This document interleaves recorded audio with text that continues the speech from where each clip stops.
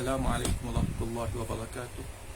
Alhamdulillah wassalatu wassalamu ala Rasulillah wa ala alihi wa ashabihi wa man wala. Alhamdulillah, bersyukur kita kepada Allah Subhanahu wa taala atas segala nikmat, atas segala kurniaannya, rezeki yang limpahkan kepada kita, kesempatan umur, kesihatan yang diberikan pada kita. Alhamdulillah dapat kita bersama-sama pada hari ini untuk mendengarkan bagi mereka yang ada ataupun mereka yang dapat akan dengar nanti. InsyaAllah kita akan memulakan sebuah kitab ataupun sebuah pengajian yang baru, di mana kita akan mengupas dalam kitab yang ditulis oleh Dr. Hamid Ahmad Al-Tahir, iaitu berkaitan dengan kisah-kisah dalam Al-Quran. Dan hari ini akan dimulakan, diadakan pengajian ini pada setiap hari Sabtu, setiap minggu, insya-Allah, kalau Allah Subhanahu Wa Taala izinkan. Dan kitab ini alhamdulillah merupakan adalah kitab yang sangat baik, sangat bagus untuk dibaca atau dia ada pada kita, di mana ia mengetengahkan kisah-kisah yang termaktub di dalam Al-Quran dan dibincangkan tentang hikmah di sebalik kisah-kisah tersebut. Dan kitab ini sangat bagus kerana disertakan sekali ayat-ayat Al-Quran yang mendukung kisah-kisah ini, dan disertakan sekali hadis-hadis Nabi SAW yang sahih untuk menguatkan lagi kredibiliti kisah-kisah yang diketengahkan. Dan insya-Allah video ini hanyalah satu muqaddimah ataupun pendahuluan. Kita akan masuk pada pengupasan topik-topik ataupun kisah-kisah dalam Al-Quran pada minggu hadapan, insya-Allah. Perlu sangat untuk kita mengetahui muqaddimah, pendahuluannya, kerana saya nak kongsikan kepentingan untuk kita kita memahami objektif kita belajar tentang kisah-kisah Al-Quran. Kita semua maklum bahawasanya Al-Quran ini adalah satu mukjizat yang diberikan kepada Nabi Muhammad SAW. Satu mukjizat yang sangat istimewa, yang berbeza dengan mukjizat-mukjizat yang diberikan kepada para Nabi dahulu. Kenapa Al-Quran ini diberikan sebagai mukjizat kepada Nabi Muhammad dalam bentuk kalamullah? Adalah disebabkan kerana kaum ataupun masyarakat yang di mana Nabi SAW diutuskan kepada, iaitu masyarakat Arab, yang di mana mereka ini merupakan di kalangan, orang kata tu, ahli-ahli yang pakar dalam bahasa. Maka Al-Quran itu satu mukjizat yang diturunkan, merupakan satu mukjizat dari segi bahasa, iaitu ijaz lughawi dalam bahasa Arabnya, mukjizat dari segi bahasa, yang di mana mereka yang pakar dalam bahasa ini, apabila mereka mendapati atau baca, dengar Al-Quran, maka mereka akan kagum dan mereka akan takjub dengan Al-Quran, yang di mana mereka sendiri tidak pernah melihat sesuatu yang sama dengan Al-Quran, dan mereka tak dapat nak cipta sesuatu yang sama dalam Al-Quran, yang di mana Allah Subhanahu Wa Taala sendiri cabar mereka untuk datangkan, untuk fa'tu bi suratin min misli, datangkanlah kamu satu surah yang sama dengan Al-Quran, atau fa'tu bi ayat, datangkan dengan ayat yang boleh serupa dengan Al-Quran kalau kamu benar, ataupun kalau kamu rasa Al-Quran ini merupakan satu perkara yang dusta. Sebab ini Allah Subhanahu Wa Taala cabar mereka yang mendustakan Al-Quran. Jadi Al-Quran ini satu mukjizat, dan dia bukan saja satu mukjizat untuk meyakinkan mereka yang yang mendustakan Al-Quran, ataupun untuk menarik mereka untuk mempercayai Nabi Muhammad. Pada masa yang sama, untuk kita sebagai umat Islam, Al-Quran ini adalah satu panduan, panduan hidup yang sempurna. Di mana Al-Quran ini, seperti kita tahu, kalau kita belajar tentang ulumul Quran, maka kita akan dapati Al-Quran ini ia mengandungi 6 perkara. Ayat-ayat dalam Al-Quran ini ia dibahagikan kepada 6 jenis.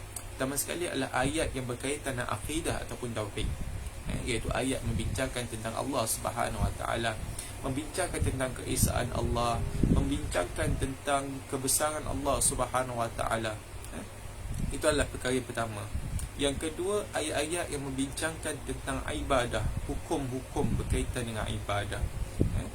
Dan ada ayat yang berkaitan dengan, orang kata tu, hukum-hukum yang lain selain daripada, seperti ayat perkahwinan, ayat berkaitan dengan pewarisan, warasah, ayat berkaitan dengan hubungan kita sesama makhluk dan sebagainya.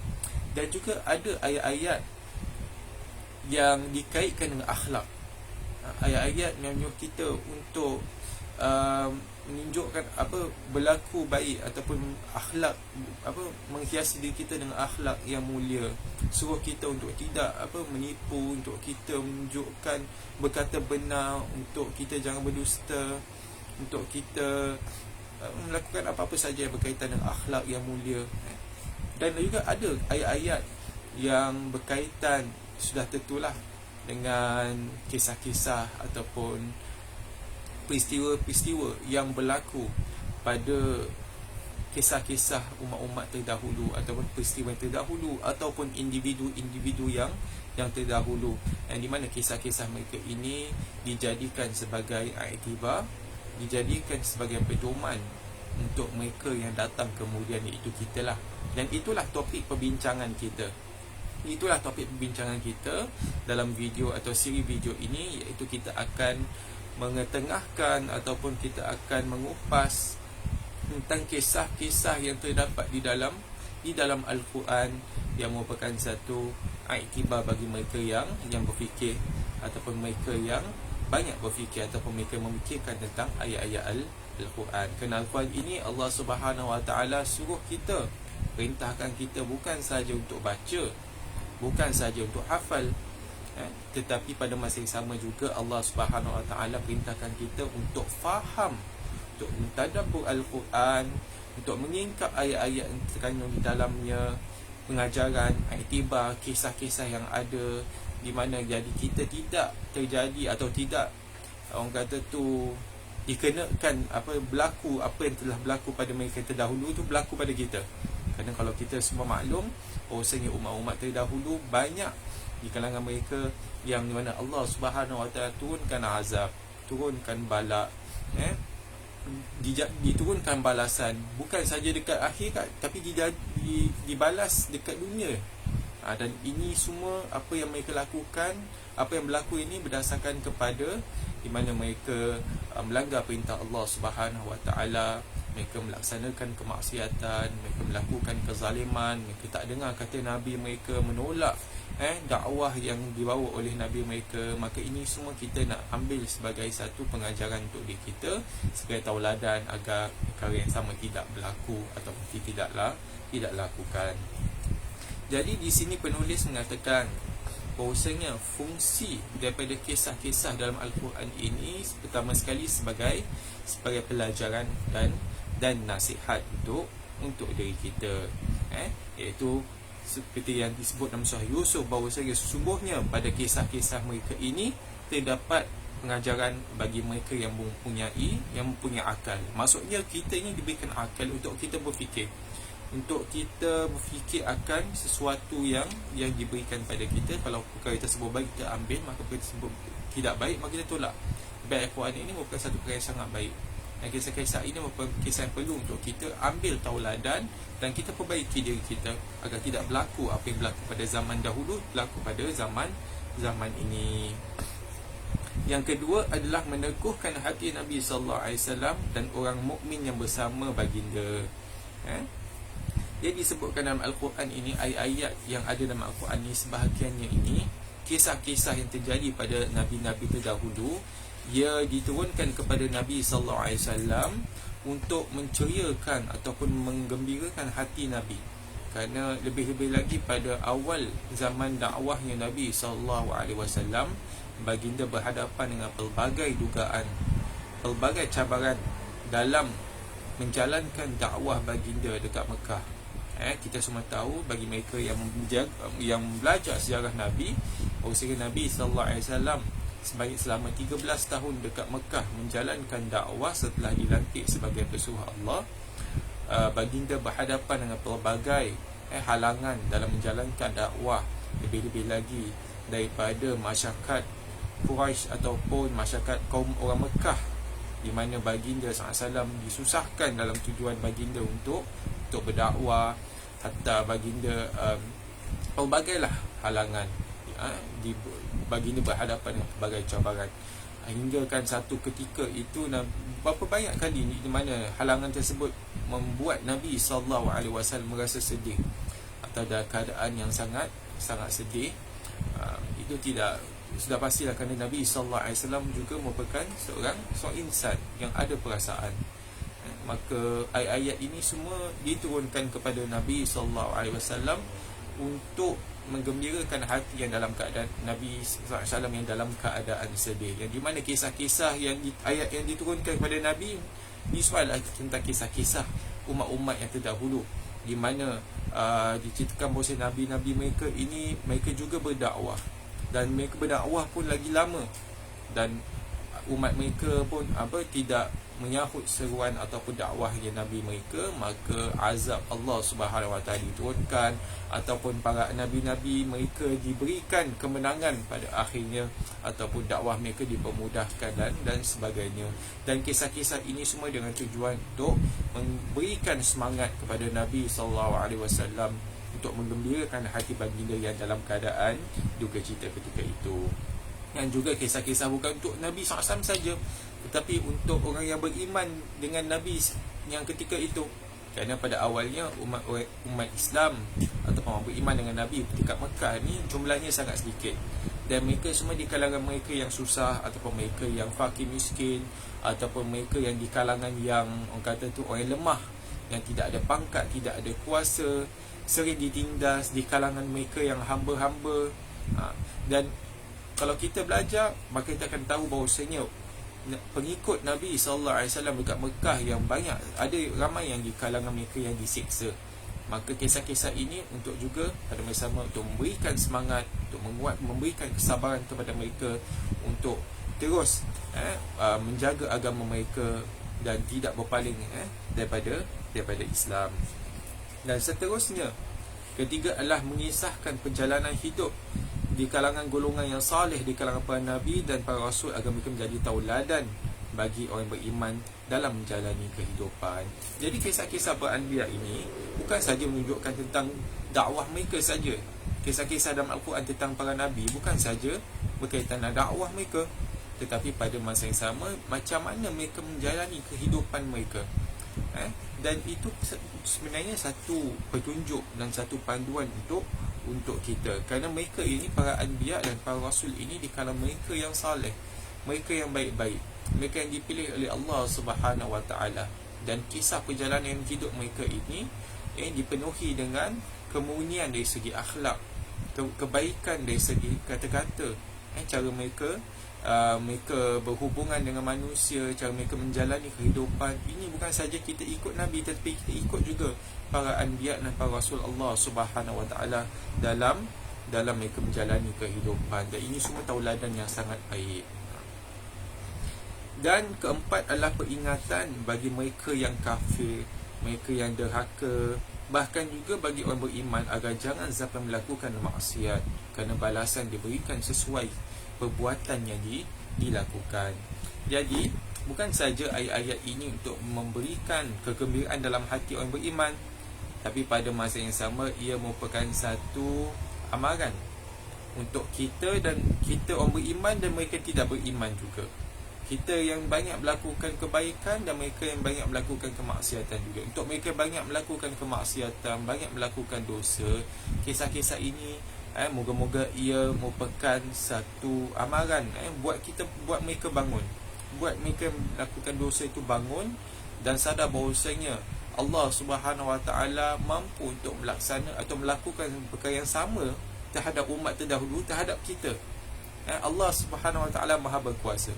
Kalau Allah mampu untuk menterbalikkan kaum-kaum terdahulu satu tempat itu, maka perkara sama boleh berlaku pada kita. Dan kenapa Allah Ta'ala turunkan azab? Kerana mereka melakukan dosa, mereka melakukan kezaliman, kemaksiatan. Maka perkara sama pun boleh berlaku terhadap kita. Maka ia satu amaran terhadap mereka melakukan kezaliman, melakukan dosa, kemaksiatan. Dan juga pada masa yang sama, satu amaran juga terhadap kita yang beriman. Kerana kalau kita yang beriman, boleh jadi juga kita akan melakukan kemaksiatan, Kalau kita nak melakukan dosa, kita yang beriman ni, maka bila kita ingat kisah-kisah Al-Quran, maka kita akan merasa takut dan menjauhkan diri kita daripada dosa-dosa dan kemaksiatan. Dan juga ini merupakan pelajaran yang dipetik daripada kisah-kisah Al-Quran adalah bahawa kemenangan dan kesudahan baik berpihak kepada mereka yang Allah Subhanahu Wa Taala sayang, dan kebinasaan menimpa mereka yang zalim, mereka melakukan dosa meskipun mereka lama dan jumlah mereka banyak. Jadi kalau kita lihat kisah-kisah para anbiya, kisah-kisah para individu-individu yang diceritakan dalam Al-Quran ni semua, mereka kebiasaannya mereka akan berhadapan dengan yang mereka golongan yang mendustakan mereka. Dan nampak pada awalnya mereka akan berhadapan dengan dugaan, dengan halangan, mereka ditindas, mereka dizalimi, dakwah dihalang dan sebagainya, tak ada orang percaya, didustakan. Jadi permulaannya nampak memang susah, tetapi kebiasaannya, kesudahannya akan berpihak kepada pihak yang benar. Dia selalunya macam gitu, dan pada akhirnya Allah Ta'ala akan membinasakan mereka yang berlaku zalim. Sebab tu ini kisah ni semua ia diturunkan kepada Nabi untuk memberikan semangat kepada Nabi SAW dalam menjalani dakwah yang sangat sukar. Lebih-lebih lagi pada awal 13 tahun Nabi SAW berdakwah di Madinah. Dan pada masa yang sama, orang yang beriman di setiap zaman ini, mereka berhubung dengan saudara mereka di kalangan mereka yang beriman terdahulu melalui tangan para Rasul Allah Rasul alaihi salatu wassalam. Jadi seperti yang kita tahu bahawa setiap Nabi yang diceritakan dalam Al-Quran, seperti yang kita tahu setiap Nabi mereka mempunyai pengikut mereka. Ada di kalangan umat mereka yang mereka diutuskan kepada, dan sudah tentulah di kalangan umat mereka ada yang beriman. Jadi kisah-kisah mereka ni kalau kita lihat bahawa kita juga merupakan pengikut, iaitu kepada Nabi Muhammad sallallahu alaihi wasallam. Kita merupakan umat Nabi. Jadi kita umat Nabi Muhammad sallallahu alaihi wasallam, kita berkaitan dengan umat-umat dengan yang beriman dengan nabi-nabi yang terdahulu. Itu menunjukkan bahawasanya setiap di kalangan umat ini mereka terhubung dengan para anbiya. Dan kita ini juga kita beriman dengan para anbiya yang terlebih dahulu. Kita beriman dengan nabi-nabi yang terdahulu, dan itu merupakan di antara akidah kita, kepercayaan kita untuk mempercayai para anbiya yang terdahulu. Dan mereka semua diutus oleh Allah Subhanahu Wa Taala, diberikan petunjuk oleh Allah Subhanahu Wa Taala. Dan sudah tentulah yang terakhir sekali adalah menjelaskan metod-metod yang harus ditempuhi oleh mereka yang berdakwah.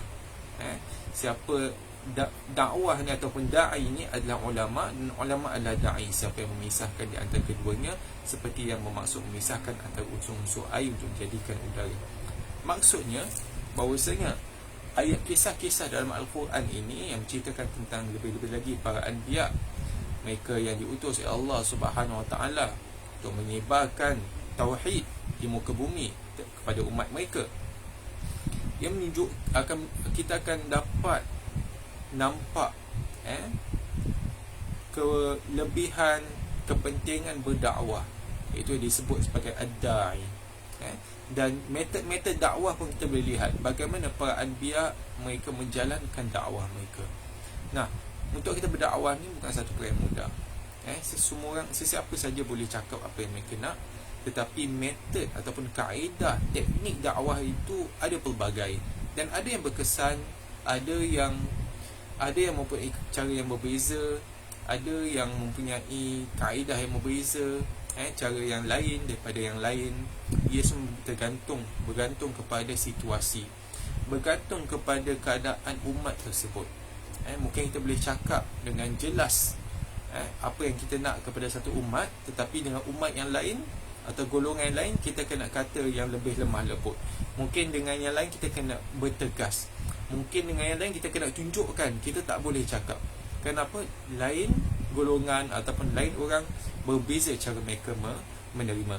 Dan kalau kita meneliti kisah-kisah dalam Al-Quran seperti yang dilalui, yang kisah-kisah yang menunjukkan tentang perjalanan dakwahnya para anbiya kita terdahulu, kita akan nampak pelbagai metod-metod kaedah dakwah untuk menyebarkan kebenaran ataupun kebaikan, dan kita sebenarnya boleh ambil kisah apa metod-metod ini semua untuk kita amalkan dalam diri kita.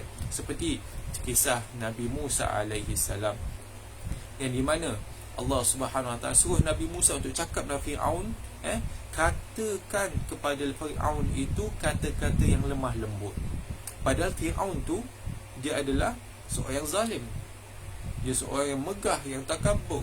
Tapi Allah Ta'ala suruh Nabi Musa untuk cakap dengan kata-kata yang lembut. Kenapa? La'allahu yatadhakkaru aw yakhsha. Moga-moga dia teringat dan dia timbul rasa takut. Ini semua adalah di antara kisah-kisah cara-cara untuk kita berdakwah. Ada kalanya kita kena tegas, ada kalanya kena kita melakukan sesuatu yang lebih orang kata tu lebih serius untuk kita menyebarkan dakwah. Semuanya terpulang kepada situasi, dan untuk kita mengetahui situasi mana untuk kita gunakan metod mana satu, itu sangat penting. Kalau kita salah, maka mungkin kita berdakwah akan makin jauh daripada kita. Jadi itu adalah sebahagian daripada kisah faedah dalam kita mempelajari kisah-kisah dalam Al-Quran. Jadi seperti saya sebutkan tadi, dalam Al-Quran ada banyak kisah-kisah yang di mana yang terjadi pada zaman dahulu, yang kita boleh ambil tauladan, ambil pedoman daripadanya. Ada kisah para nabi, ada kisah para rasul, ada kisah menceritakan tentang individu yang tertentu seperti Zulkarnain, kisah tentang Zulkarnain, kisah tentang Luqmanul Hakim, kisah tentang Ibu Maryam, dan lain lagi. Dan ada juga kisah yang tidak menyentuh dalam tentang individu. Dia diceritakan tentang satu kaum secara umum ataupun secara generalnya. Kisahkan tentang satu kaum, ataupun diceritakan tentang kisah awal mula penciptaan seperti yang disebut dalam kitab ini.